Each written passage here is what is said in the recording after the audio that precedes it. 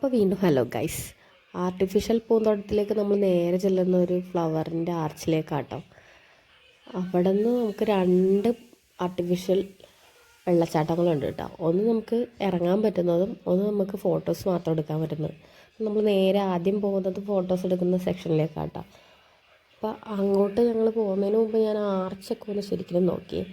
നല്ല ഫോട്ടോസ് കല്യാണത്തിനൊക്കെ ഇങ്ങനെ വയ്ക്കുകയാണെങ്കിൽ നമുക്ക് ഫോട്ടോസൊക്കെ എടുക്കാൻ നല്ലൊരു സ്ഥലമായിരിക്കും കേട്ടോ. അത് സുട്ട് അവിടെ നിന്ന് നേരെ ചെല്ലണം ഒരു ജീപ്പിലേക്ക് കേട്ടോ. പക്ഷെ അവളതിൽ കയറിയൊന്നുമില്ല. പിന്നെ ഞങ്ങൾ ആർട്ടിഫിഷ്യൽ വെള്ളച്ചാട്ടത്തിൻ്റെ അങ്ങോട്ട് നടന്നിട്ടോ ഫോട്ടോസ് എടുക്കാൻ.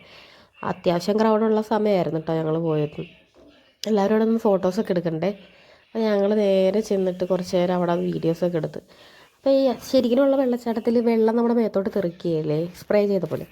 അതേപോലത്തെ ഫീൽ അവിടെ സെയിം ആയിട്ടുണ്ടായിരുന്നു കേട്ടോ. അപ്പോൾ സുട്ടിനത് മേത്തോട്ട് തെറിക്കണ കാരണം അവളിങ്ങനെ മാറി മാറി നിൽക്കണേ കേട്ടോ.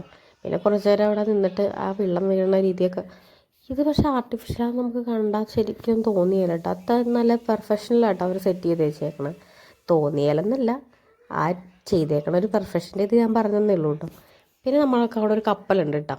കപ്പിത്താനില്ലാത്ത കപ്പൽ. ആ കപ്പലിൽ കയറി ചുട്ട് കുറച്ച് നേരം ഫോട്ടോസും വീഡിയോസൊക്കെ എടുത്തിട്ടോ. അവർക്കത് ശരിക്കും എൻജോയ് ചെയ്യുന്നുണ്ട്. എനിക്കാണെങ്കിൽ നല്ല ടെൻഷൻ ആവുന്നുണ്ട്, അവൾ അതിൻ്റെ മുകളിൽ നിന്ന് വീഴുമെന്ന് ഓർത്തിട്ട്. ഞാനിച്ചിരി കുറച്ചും കൂടെ അങ്ങനെയുള്ളൊരു അമ്മയാണെന്നാണ് എനിക്ക് തോന്നുന്നത്. പിന്നെ അവിടെ ഇങ്ങനെ സ്റ്റാപ്ലർ അടിച്ച് വെച്ചിട്ടുണ്ടായിരുന്നു കേട്ടോ, മരത്തിലൊക്കെ അടിക്കുന്ന സ്റ്റാപ്ലർ. അതിലൊക്കെ കൊണ്ട് കാലൊന്നും കീറുണ്ടായി, ഊർന്ന് തന്നെ